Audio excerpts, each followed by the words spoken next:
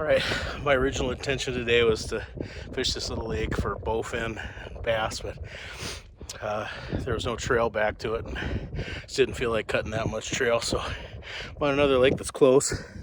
That's got big bluegills and big crappies, so I'm gonna give that a try.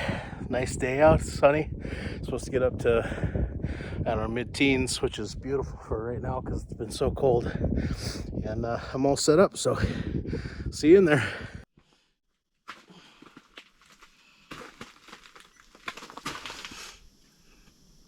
All right, so what I'm doing is I'm in about 23 feet of water, kind of on the edge of the basin.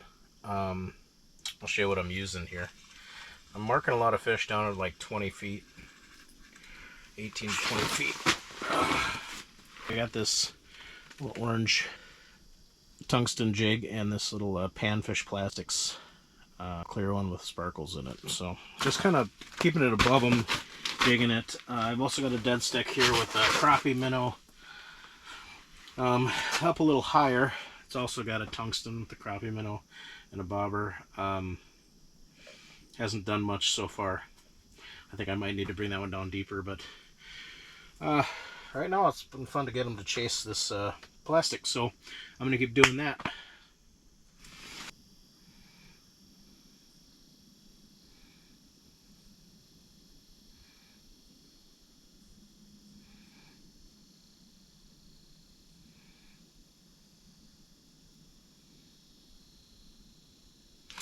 There we go.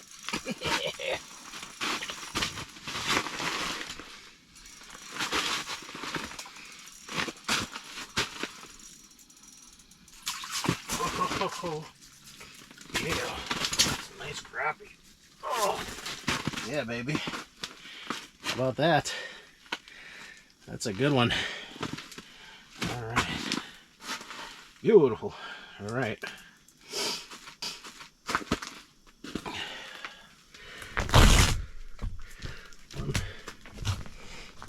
In its last fear, she might push him off into the deeps. She would not sleep with him anymore. She said he destroyed her sleep. Up started all his frenzy and madness of fear and suffering. She drove him away. Like a cowed, lurking devil, he was driven off.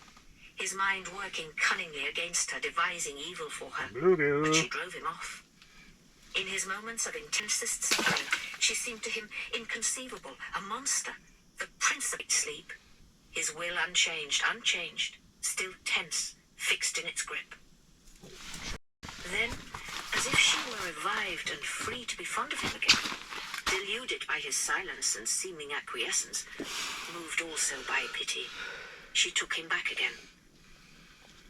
Each night, in spite of all the shame, he had waited with agony for bedtime to see if she would shut him out. And each night, as in her false brightness she said goodnight, he felt he must kill her or himself. There we go. And she asked for her kiss, hey, baby. So pathetically, so prettily. So he the church porch and felt some shelter, some security. But it grew cold, and he must go into bed. Then came the night when she said, putting her...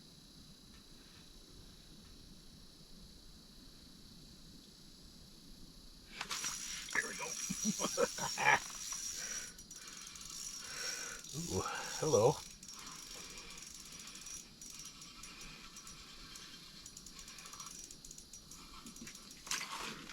Oh yeah, it's a heavy gill.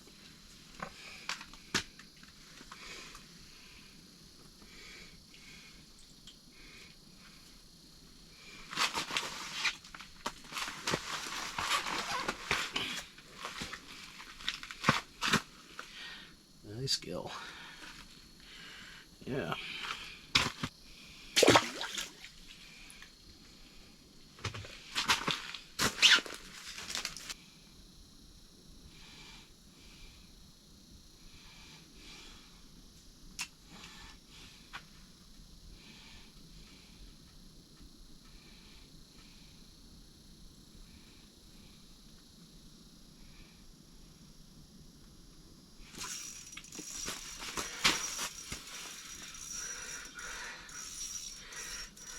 Yeah.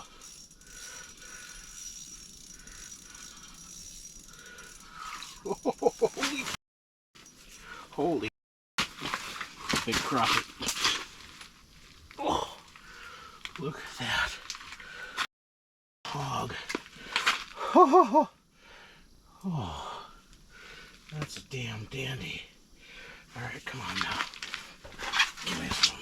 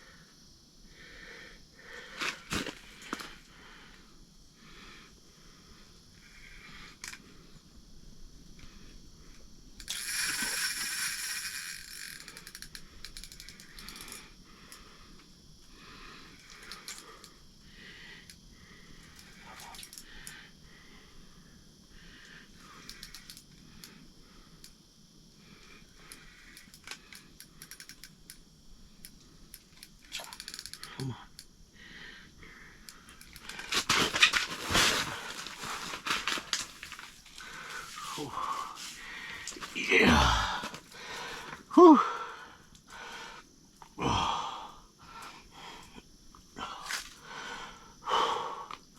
Yeah, baby.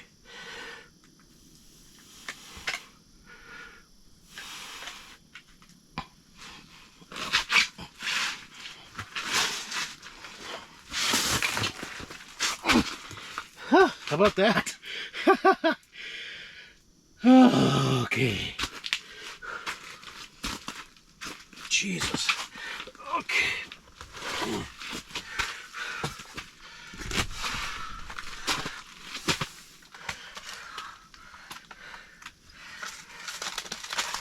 Stop. Stop.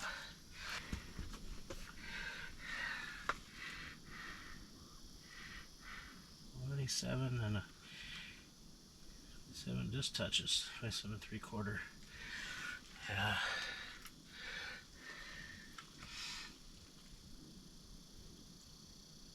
I'll call it 27 and a half. Whew! That was amazing. A lot of fun.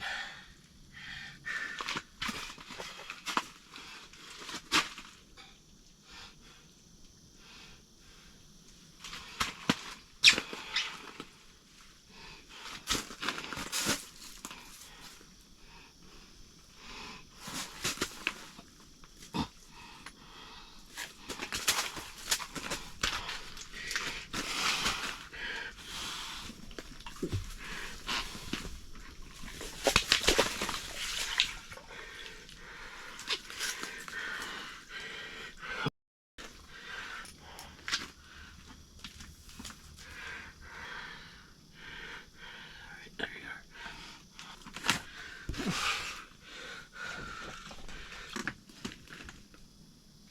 are. Okay. He tended it for what it tried to represent, rather than for that which it did represent.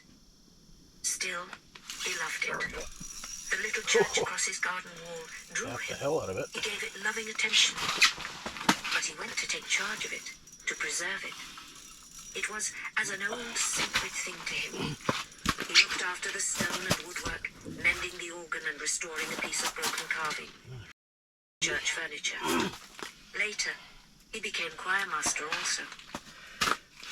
His life was shifting its center, becoming more superficial. Hey, He had baby. failed to become really That's articulate. crappy. Failed to find real Good expression. eater. He had to continue with the old form. But in spirit, he was uncreated. Anna was absorbed in the child now. She left her husband to in the house. He served his wife and the little matriarchy. She loved him because he was the father of her children, and she always had a physical passion for him. So he gave up trying to have the spiritual superiority and control, or even her respect for his conscious or public life. He lived simply by her physical love for him, and he served the little matriarchy, nursing the child and helping with the housework, indifferent any more of his own dignity and importance. But his abandoning of claims, his living isolated upon his own interest, made him seem unreal. Alright, I switched to unimportant. a pink, Anna was not plastic. publicly proud of him. and yeah. Whew! Some nice crappies in here.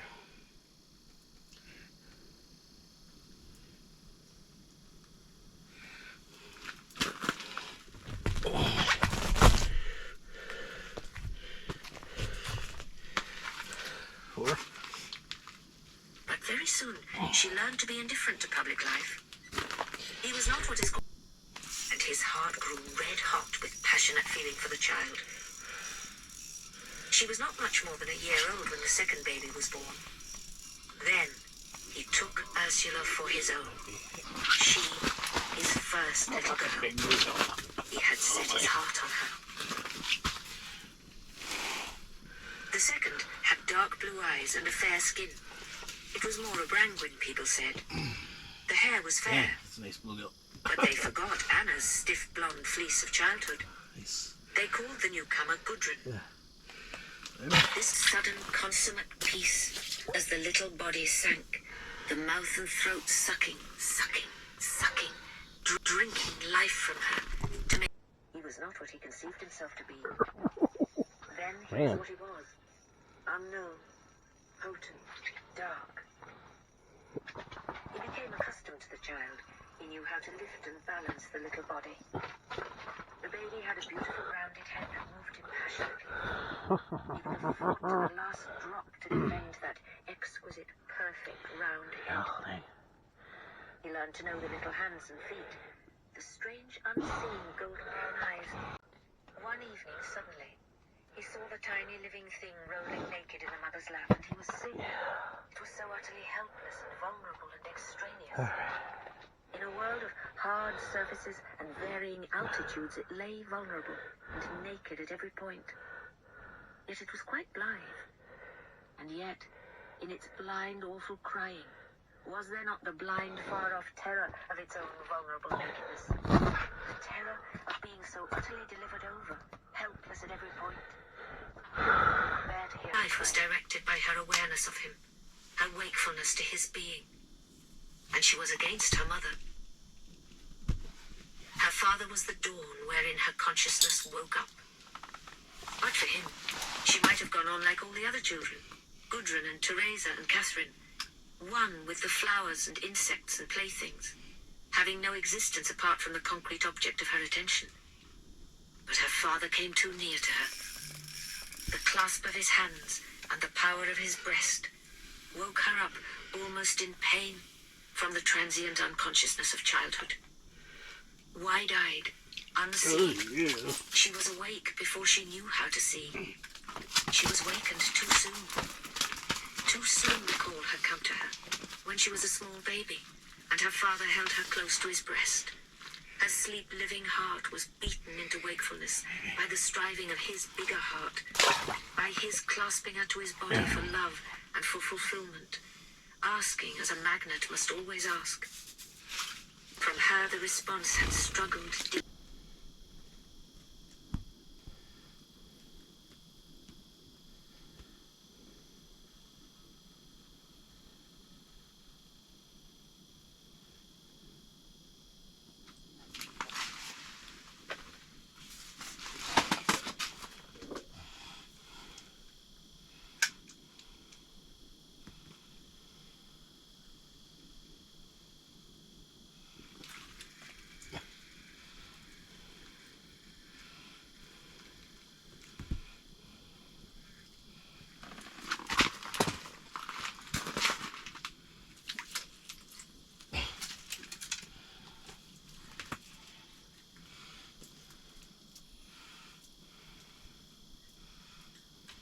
Dang, these are slabs.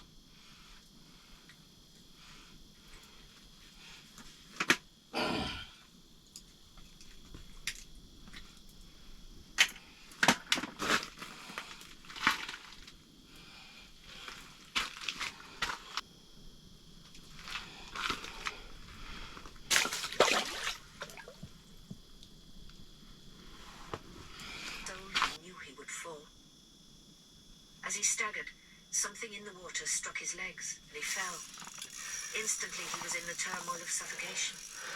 He fought in a black horror of suffocation, fighting, wrestling, but always borne inevitably down.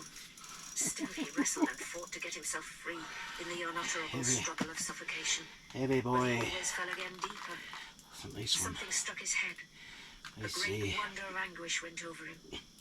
Then the blackness covered him entirely. In the utter darkness, the unconscious drowning body was rolled along, the waters pouring, washing, filling in the place. The cattle were Frey! 7. Away in the night was a hoarse, brutal roar of a man.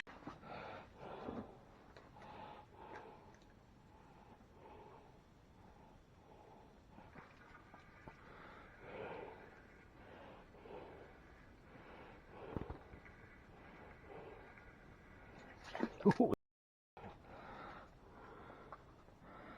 That's a nice bluegill. Yeah, baby.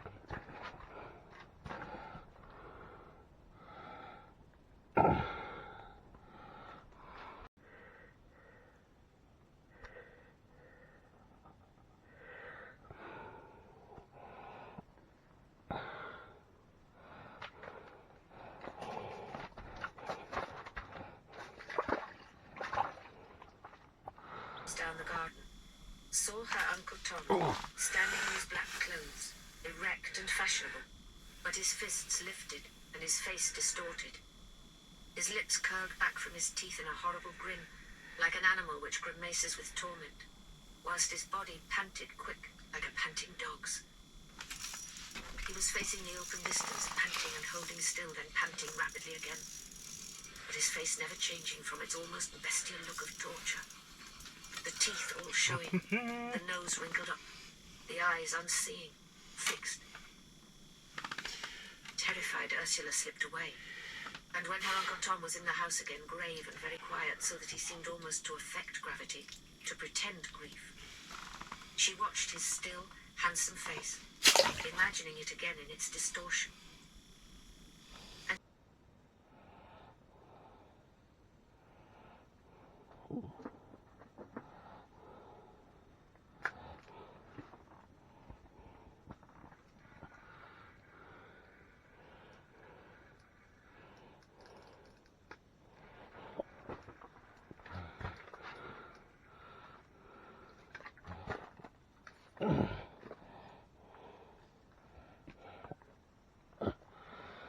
That's a nice crappie.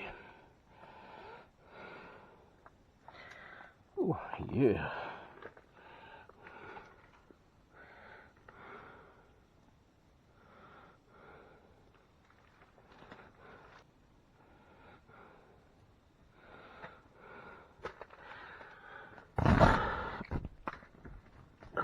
Six. Another child. And this little Ursula was his grandchild. She was glad of it, for she still honored him, though he had been mistaken. She, Lydia Brangwyn, was sorry for him now.